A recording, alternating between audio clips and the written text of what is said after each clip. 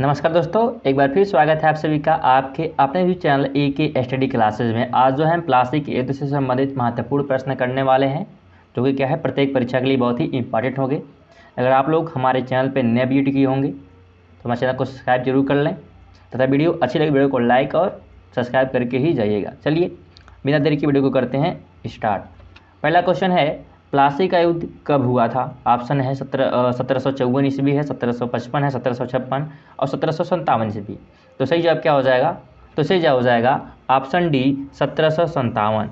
अगर हम एक्सप्रेशन की बात करते हैं तो 1757 ईस्वी में क्या हुआ? प्लासी का युद्ध हुआ और ऐसा युद्ध था, मतलब युद्ध जो हुआ था जिसने जो है भारत में अंग्रेज की सत्ता स्थापित कर दी। यानी उस युद्ध में क्या होती है, कैसे अंग्रेजों की जीत होती है, कुछ नहीं भी हो सकता कि किसके बीच हुआ था। तो ये जो है अंग्रेजी सेना और नवाब सिराजुद्दौला के मध्य हुआ था। और अंग्रेजी सेना का नेतृत्व जो कर रहा था वो कौन था? तो रॉबर्ट क्लाइव जो है एक तरह से अंग्रेजी सेना का नेतृत्व कर रहा था। चलिए आगे बात करते हैं। सेकेंड नंबर क्वेश्चन है, अलीवर्दी खां बंगाल का नवाब बनने से पहले कहाँ का नायाब निजाम था? बताना है आपको, अवध का, भोपाल का, बिहार का, इसमें से कोई नहीं। तो सही जवाब क्या हो जाएगा? सही जवाब हो जाएगा ऑप्शन बी यानी बिहार का। अलीवर्दी खां जो कि पहले बिहार का नायब नियाज था और उसने जो है औरंगजेब की मृत्यु के बाद आई राजनीतिक उठान, ठीक है, यानी उठक पटक जो होता है वो, ठीक है, भरपूर लाभ उठाया उसका और उसने जो है अपनी शक्ति बहुत बढ़ा ली। वह एक महत्वाकांक्षी व्यक्ति था। उसने बंगाल के तत्कालीन नवाब सरफराज खां को युद्ध में हराकर मार डाला और स्वयं नवाब बन गया। ध्यान रखिएगा। चलिए आगे बात करते हैं। थर्ड नंबर क्वेश्चन है, अलीवर्दी खां बंगाल के किस तत्कालीन नवाब को युद्ध में हराकर मार डाला और स्वयं नवाब बन गया? तो बताया भी जस्ट हमने।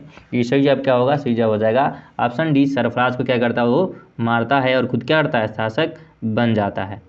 और भी ध्यान रखिएगा कि अगर बंगाल की तत्कालीन स्थिति और अंग्रेज स्वार्थ ने जो है ईस्ट इंडिया कंपनी को बंगाल के राजनीतिक हस्तक्षेप करने का अवसर प्रदान किया था। ठीक है, ये भी ध्यान रखिएगा। आगे बात करें अगर हम फोर्थ नंबर क्वेश्चन की, तो मीर जाफ़र के बेटे का क्या नाम था, आपको बताना है। तो सही जवाब क्या होगा? सही जवाब हो जाएगा ऑप्शन ए, मीर मीरन। मीर जाफ़र के विश्वासघात के कारण जो है सिराजुद्दौला को हारना पड़ा। यानी जो हम लोग प्लासी के युद्ध देखे हैं तो मीर जाफ़र क्या करता है, विश्वासघात करता है और इससे क्या होता है, सिराजुद्दौला युद्ध हार जाता है और वह जान बचाकर क्या होता है, भागा। कौन? तो सिराजुद्दौला प्लासी के युद्ध में क्या होता है, जान बचाकर भागता है। लेकिन उसका जो पुत्र था जिसका नाम था मीरन, उसने क्या किया, सिराजुद्दौला को पकड़ के उससे क्या करता है, मार डालता है। चलिए आगे बात करते हैं 5 नंबर क्वेश्चन की। अलीवर्दी और सिराजुद्दौला के बीच क्या संबंध था? नाती का संबंध था, दादा पोता का संबंध था, मामा भांजा का संबंध था, सगे भाई का संबंध था? आपको बताना है क्या सही जवाब हो जाएगा। तो इसका सही जवाब हो जाएगा ऑप्शन ए, नाना नाती का क्या था, संबंध था। जो अलीवर्दी ने जो है अपने जीवन काल में ही अपनी सबसे छोटी बेटी के पुत्र सिराजुद्दौला को उत्तराधिकारी मनोनीत कर दिया था। अंततः वही हुआ भी, सिराजुद्दौला बंगाल का नवाब बना। तो ये ध्यान रखिएगा कि सिराजुद्दौला जो किससे संबंधित था, तो नाती पोता का संबंध था इन दोनों में। आगे बात करें 6 नंबर, तो सिराजुद्दौला की मौसी का क्या नाम था, वो बताना है। तो सही जवाब क्या होगा? सही जवाब हो जाएगा ऑप्शन सी, घसीटी बेगम। चलिए, घसीटी बेगम का जो पुत्र हुआ, यही पूछ सकता है कि घसीटी बेगम का पुत्र कौन था, तो जो शौकत तंग था। ठीक है, शौकत तंज। चलिए आगे बात करें 7 नंबर है, घसीटी बेगम के पुत्र का क्या नाम था, अभी हमने बताया। तो सही जवाब क्या हो जाएगा, शौकत तंग। ठीक है, और ये जो है एक तरह से बिहार का शासक रह चुका था। ठीक है, चलिए आगे बात करते हैं, शौकत तंज कहाँ का शासक था? तो सही भी बताया गया है, बिहार का क्या है, शासक था। चलिए आगे बात करते हैं 9 नंबर है, अमीन चंद, ठीक है, अमी चंद और मित्र जगत सेठ किसके दीवान हुआ करते थे? अलीवर्दी खां के, सिराजुद्दौला के, शौकत तंज की, मानिक चंद के? तो किसके थे? तो सही जवाब हो जाएगा ऑप्शन सी, शौकत तंज के क्या है, ये एक तरह से दीवान हुआ करते थे।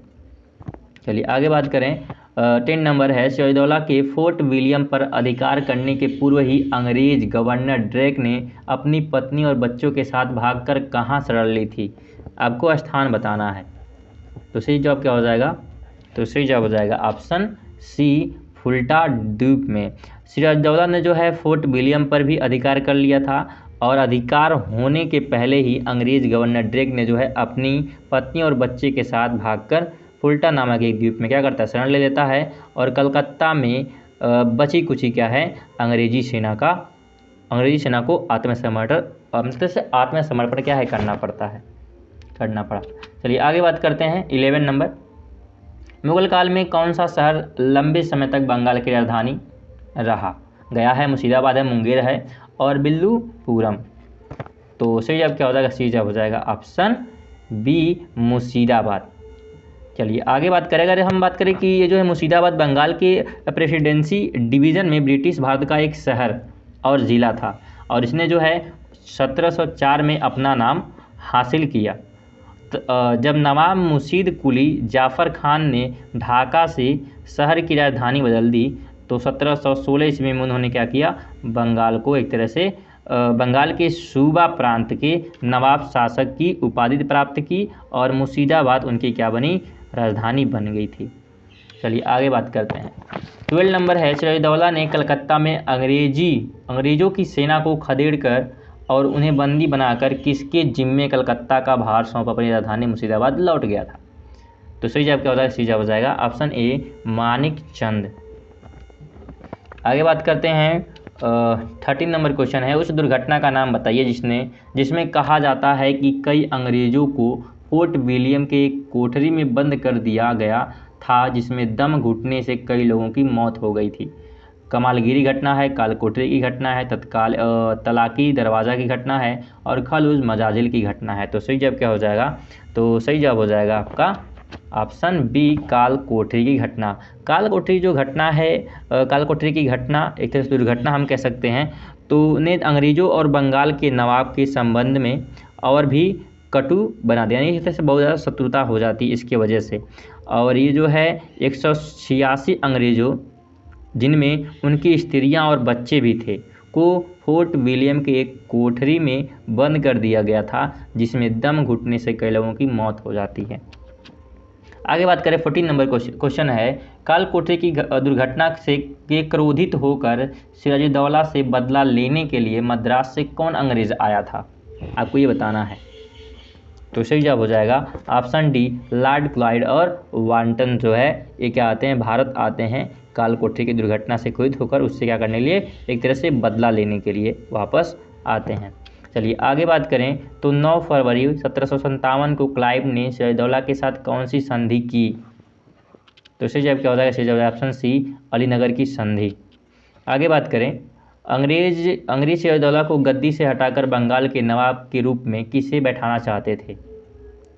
सही जवाब क्या होगा, सी जवाब हो जाएगा ऑप्शन डी मीर जाफ़र को क्या वो बैठाना चाहते थे, ये ध्यान रखिएगा।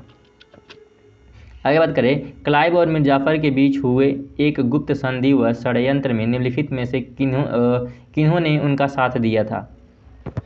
सही जवाब क्या होगा, सही जवाब हो जाएगा ऑप्शन डी जगत सेठ राय दुर्लभ और अमीचंद।